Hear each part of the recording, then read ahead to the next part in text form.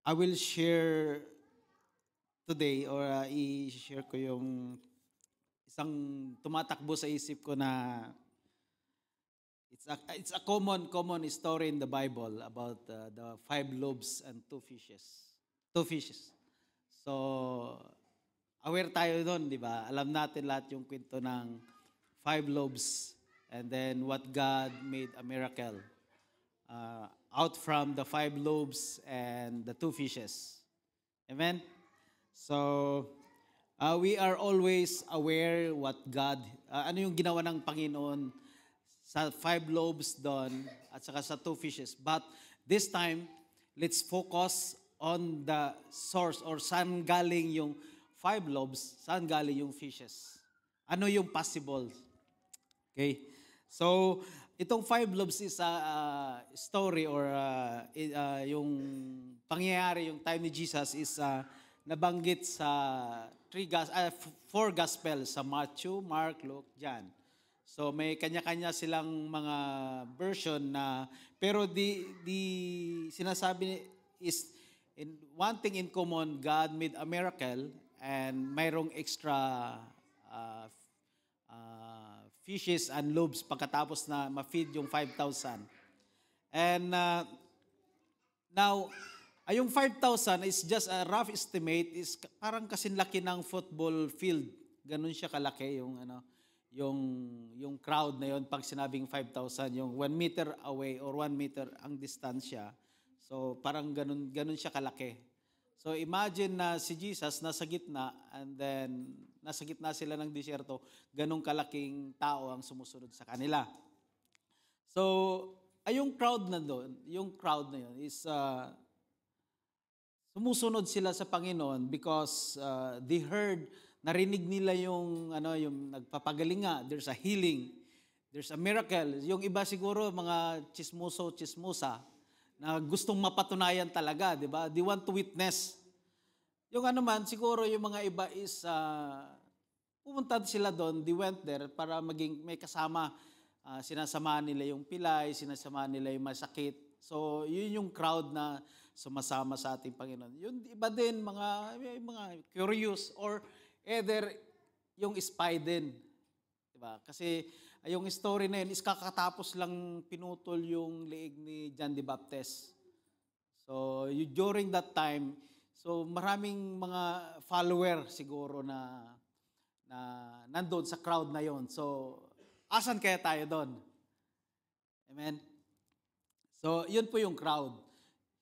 They are following Jesus. Yung mga iba, osisero, kailangan nila ng healing, they want to see the miracles. They want to probe from their eyes. So, then, while they are following Jesus, and the appointed time is come. Amen? Nandiyan na yung panahon na hindi nila mapigilan which only God can do. Magtatakip silim na, nagsisimula ng gugutumin yung tiyan nila. So yun na yung mga yung sitwasyon yung crowd na yon is imagine we are in the crowd. Oh, ito na. We have to do this. Wala tayong magagawa but to comply, but gawin. Kasi magdidilim na, kailangan mo nang umuwi. Maghahapunan na, kailangan mo nang maghanap ng makakain. Amen? So, it's a simple story na naririnig natin sa Bible. But, kasi nakikita natin yung greatness ng ating Panginoon. But the follower is, I just punta lang sa isip ko yung mga followers na yon. And then, nung nagutom sila, kailangan na nilang kumain. Naghanap na sila ng pagkain. And then, I just do a small research na yung isang loaves pala is 1 kilo. 1 kilo pala yung, ganun kalaki pala yung, malaki pala yung, parang cake na, na yung tinapay noon, 1 loaves is 1 kilo. So, mabigat siya. Malaki.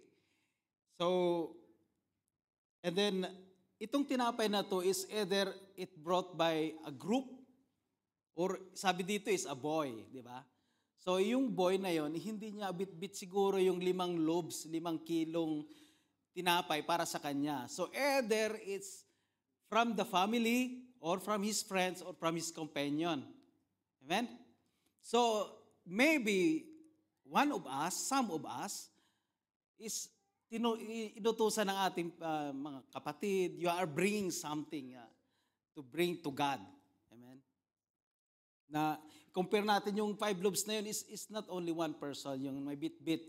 Yun sa ano na, kasi kung one boy, and then sabi niya 5 loaves, ang one family daw, nakakakain is 3 loaves of bread sa buong pamilya yon. One man, kakainin niya yung 3 kilong or 3 loaves na tinapay. So, yung 5 loaves na yon is not only in one person. So, maybe in a group or maybe some of us now, mayroon tayong daladalang mga blessings, may daladala tayong mga prayers na to bring it to God. Now we are bringing in behalf, gaya ng small boy, in behalf of his group, in behalf of his family. So, God or ourselves, let's examine ourselves na whatever we have, whatever situation we have, God will use it. Amen? To bless others, to make miracles. Amen? Yung bit-bit natin yan, yung loaves na yan, yung fishes na yan, it's a blessing. It's a need. Kailangan po ng Panginoon, kailangan po ng ating mga kasama to make a miracles, to make a blessings.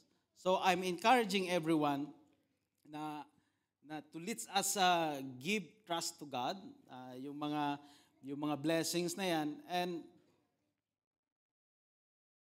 and then ito may sakong note nito, God will use you like a boy, or God use us to do His will. Alam ng Panginoon, God knows everything and nothing is impossible to Him. Bakit niya patatanungin si Andrew si Philip na, saan kaya tayo bibili ng pagkain? And then he give instruction na, sabi niya, give them to eat.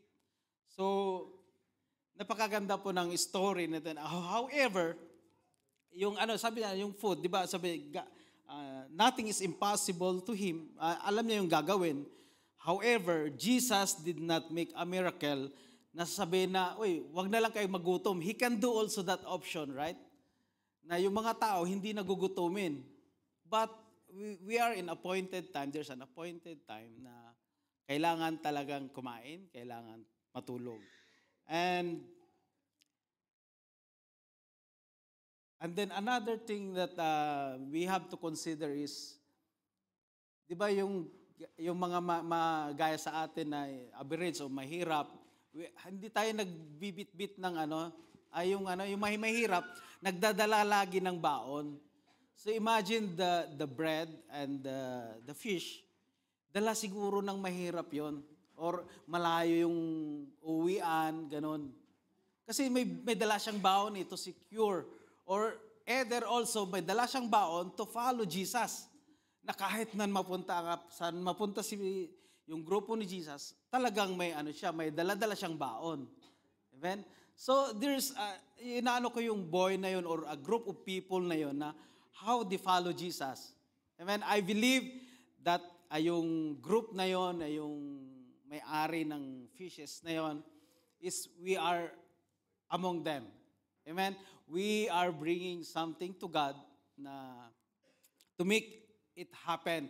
Yung mga prayers natin, yung mga blessings. And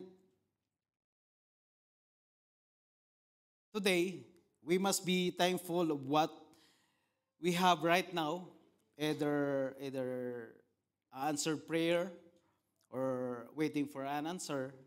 So let us give to God with obedience and our faith, and He will do according to His will.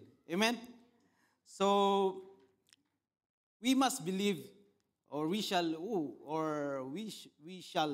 do believe to God for His greatness and His name, majestic name in all the earth. Amen? And let's worship Him in gladness. Amen? So, in Psalms, sabi dito sa Psalms 100 verse 1 to 2, Shout for joy to the Lord, all the earth. Worship the Lord with gladness. Come before Him with a joyful song. Amen. So I believe we are like the boy. We are like the group of people na may dala-dala ng fish at saka yung bread na yun that we are ready. Amen? We are ready. Whatever, kung saan man tayo pupunta, we are ready with God. Amen? So I'm requesting everybody to please stand and let's us prepare ourselves. Let's pray to God to shower His blessings or to pour out His blessings. And we pray also that everyone that na gagamitin ng ating Panginoon sa harap nito, sa araw na to, let's pray that the anointing of God will pour out to them, and especially our hearts to make it ready, ready na worship to offer to our God. Amen. So let us pray. Heavenly Father, once again, Lord, thank you so much, Lord, for your greatness in our life. Thank you, Lord, for your name, which is ruling always in our life, which is rolling always in our mind and in our hearts, oh God. Thank you so much, Lord, for the assurance, oh God, of our faith, that, oh God, if we are going to believe in you, you are there, oh God, to be with us. Lord, thank you so much also, oh God, for reminding us again to be more obedient, oh God, to be more ready, oh God, in following you, oh God. And Lord, today, we are going, oh God, to worship you corporately, oh God. Lord, we pray, Father, na ikaw, Panginoon, ang mag-bless sa amin, Panginoon. Prepare our hearts, prepare our mind. I pray, Father, that you're gonna pour out, oh God, your Holy Spirit, oh God, in every one of us. Lord, let, oh God, our focus, oh God, let our mind, oh God, be focused unto you, God. Lord, I pray, Father, also, God, na yung pagkain ng aming mga kaluluwa, Panginoon, ay i-share ng aming pastor, oh God. Lord, I pray, Father, that you're gonna prepare, oh God, anoint our pastor, oh God, give him, oh God, wisdom and knowledge, oh God, Lord. And also, God, I pray, oh God, na our hearts, oh God, be more thankful, oh God, in receiving, oh God, your words, oh God. Lord, prepare our hearts, oh God, prepare our mind, and also, oh God, whatever, oh God, the work of the enemy, whatever, oh God, yung mga hatak ng aming kaaway, Panginoon. Lord, I pray, Father, that you're gonna defeat them, oh God. Lord, we trust into you that you're gonna conquer them, oh God. Lord, the Satan, oh God, is under our feet, oh God. Lord, we believe into you, oh God, because, Lord, you are our firm foundation, oh God. Thank you so much, Lord. Lord, as we going to continue, oh God, our worship today, continue, oh God, to be with us as we pray, oh God. Thank you so much, Lord. Let your Holy Spirit, oh God, reign in every heart, Lord. Thank you, Jesus. In Jesus' name we pray. Amen.